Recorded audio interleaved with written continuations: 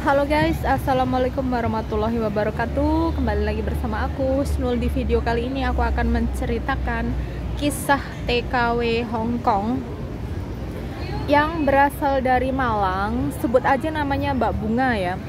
Mbak Bunga ini pergi ke Hongkong dengan tujuan untuk membantu keluarganya beserta anaknya. Dia punya seorang anak ya, anak laki-laki satu. Tapi ini dari pernikahan siri ya teman-teman ya. Jadi setelah mbak ini hamil, terus si laki-lakinya itu udah pergi, nggak bertanggung jawab, dia menghilang, tidak memberikan nafkah sama sekali ya kepada Mbak Bunga dan juga anaknya. Dia juga masih punya ibu kalau bapaknya udah meninggal, dan dia akhirnya memutuskan pergi ke Hongkong untuk membantu perekonomian dan bisa membiayai sekolah anaknya. Akhirnya dia masuk ke PT. Setelah itu dia mendapatkan job menjaga nenek. Setelah semua visanya udah beres, akhirnya dia terbang ke Hongkong. Setelah terbang ke Hongkong, dia masuk ke majikan ini, dan kebetulan majikannya sangat-sangat baik ya teman-teman ya. Majikannya sangat baik banget. Dia jobnya hanya menjaga nenek, tapi nenek ini punya anak laki-laki ya. Jadi di rumah itu ada nenek, anak si nenek itu laki-laki, dan juga dia. Jadi total ada 3 orang. Dia setiap harinya itu membantu nenek mandi, mencuci baju, memasak, membuat sarapan, makan siang, makan malam, terus turun membawa nenek olahraga, belanja bareng nenek kayak gitu ya. Pasti teman-teman juga banyak nih yang jobnya jaga orang tua ya. Terus malam biasanya makan bareng sama majikan cowok kalau majikan cowoknya mau makan di rumah, tapi ada juga yang enggak makan di rumah kayak gitu. Dan kebetulan si mbaknya ini setiap malam dia makan sama majikan cowok juga, jadi 3 orang.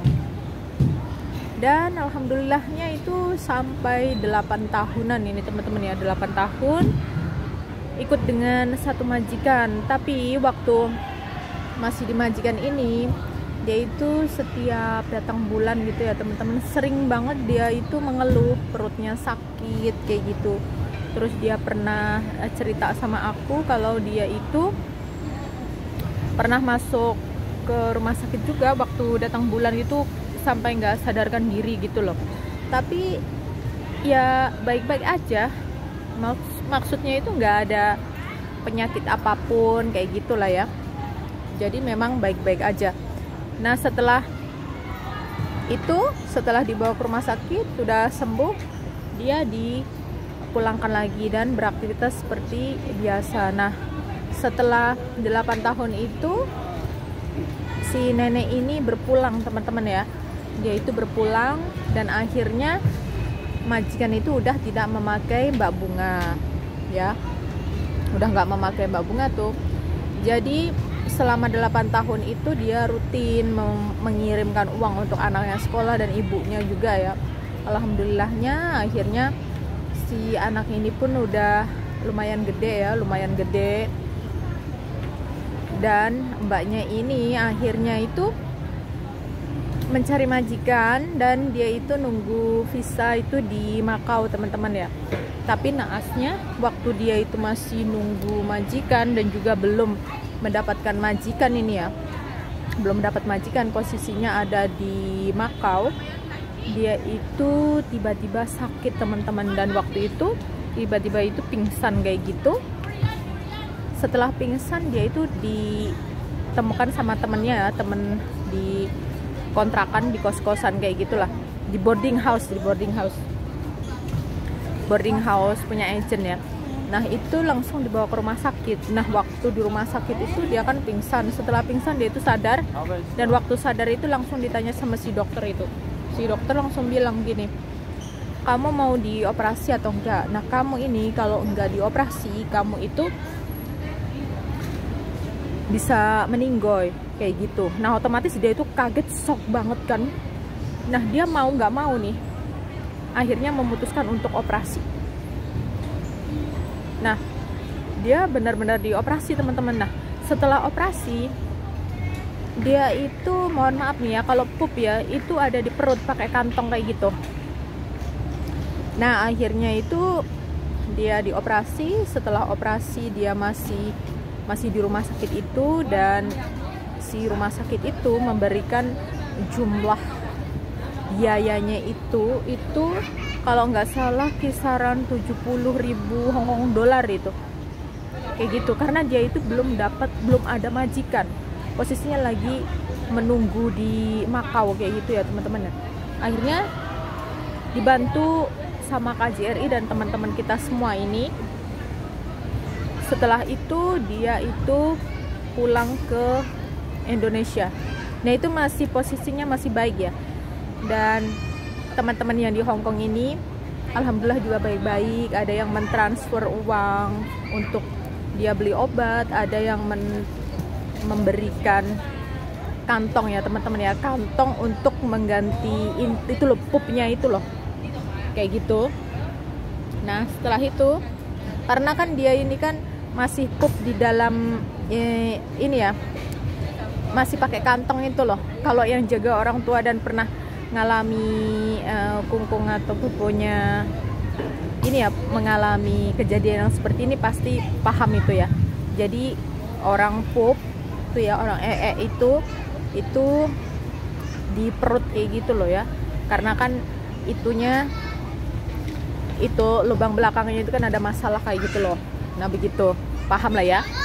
Nah setelah itu dia kan masih nunggu untuk di rumah sakit kayak gitu. Dia juga udah datang di rumah sakit, tapi itu nunggu kapan dimasukin kembali intinya bisa normal pup ke lubang belakang itu kayak gitu loh. Nah setelah itu dia itu masa-masa menunggu itu ada kejadian ya, masa-masa menunggu jadwal dia untuk periksa lagi ke dokter untuk memasukkan itunya biar bisa pup secara normal. Itu ada kejadian yang sangat-sangat menyayat hati teman-teman.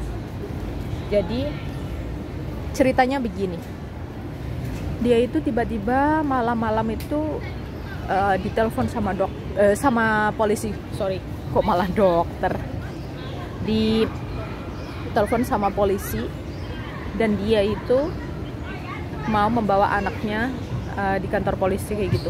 Ya anaknya udah ada di kantor polisi, otomatis temen aku kaget banget loh, kenapa tiba-tiba anakku ada di kantor polisi kayak gitu kan.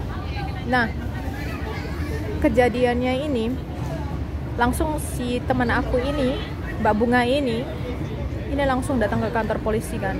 Ada apa masalahnya ini, masalah apa kok sampai kamu dibawa sama polisi kayak gitu. Dan akhirnya si anak itu sambil nangis kayak gitu ya, itu cerita bahwasanya dia itu selama ini dia itu main judol teman-teman, dan dia itu udah punya hutang itu dipinjol itu 200 juta totalnya, sampai 200 juta, makanya dia nggak bisa bayar, dibawa sama pak polisi. Nah temen aku tuh shock banget, dia itu keadaannya lagi bener-bener lagi nggak ada, tapi anaknya itu sampai di itu teman-teman, sampai di gampar itu kayak gitu. Nah setelah itu teman aku ini alhamdulillahnya dia itu punya uang arisan ya, uang arisan kayak gitu. Akhirnya anaknya ini dikeluarin dari kepolisian dengan jaminan yaitu membayar 200 juta. Nah setelah itu dia jadwalnya untuk pengembalian ini ya, pup di dalam perut itu ya, biar bisa normal. Nah setelah itu dia akhirnya melakukan operasi untuk pengembalian itu di rumah sakit. Nah, waktu operasi nih ya, agar bisa pup secara normal lagi, itu di dalam operasi itu teman aku nggak bisa terselamatkan, teman-teman. Jadi Mbak Bunga ini nggak bisa terselamatkan dan dia berwafat ya, pulang ke rahmatullah. Oke, inilah ceritanya. Ini teman aku dari Malang. Mbaknya masih sangat muda sekali. Dan dari kejadian ini semoga kita bisa belajar ya, bisa belajar menjaga kesehatan, kestabilan berpikir kita. Boleh mikir banyak, tapi jangan selalu kenceng ya, naik turun kayak gitu ya. Dan mari kita doakan semoga Mbak Bunga ini diampuni segala dosa-dosanya dan ditempatkan yang paling mulia di sisi Allah Subhanahu wa taala. Amin amin ya rabbal alamin. Terima kasih buat teman-teman semuanya yang udah menonton sampai selesai. Tolong dibantu like, komen, dan subscribe-nya, dan terima kasih banyak. Saya akhiri, wassalamualaikum warahmatullahi wabarakatuh. Bye bye. Cai Cien.